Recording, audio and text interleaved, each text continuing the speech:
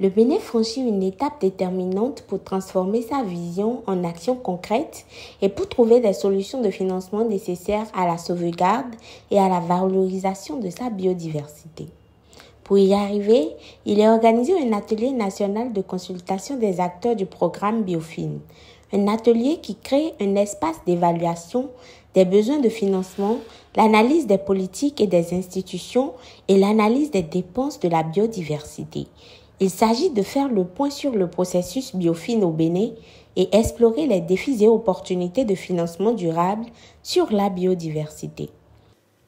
Le diagnostic mondial indique que le financement de la biodiversité est un problème qui doit inévitablement être réglé de manière durable pour ne pas perdre cette impressionnante richesse que nous offre la nature. C'est pour répondre à ce défi que le Bénin a rejoint l'initiative Biofin. On sait que la pression pour les écosystèmes continue et qu'il y a toujours un manque de financement. C'est comme si on a de la misère à capitaliser les financements nécessaires, non seulement au niveau du gouvernement, mais dans tous les différents secteurs privés, publics, communautaires, pour adresser les problèmes reliés à la biodiversité et pour la protéger. C'est dans ce contexte-là qu'on se retrouve aujourd'hui pour faire cet atelier dans le cadre du projet Biofin qui a déjà été expliqué largement.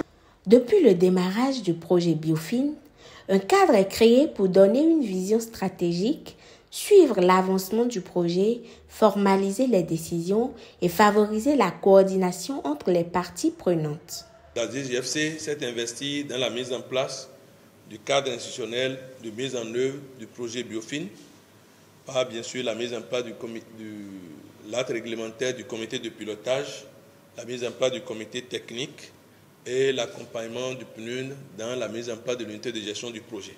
Il est créé un comité national de pilotage du projet, programme cadre visant à soutenir l'élaboration de plans de financement de la biodiversité.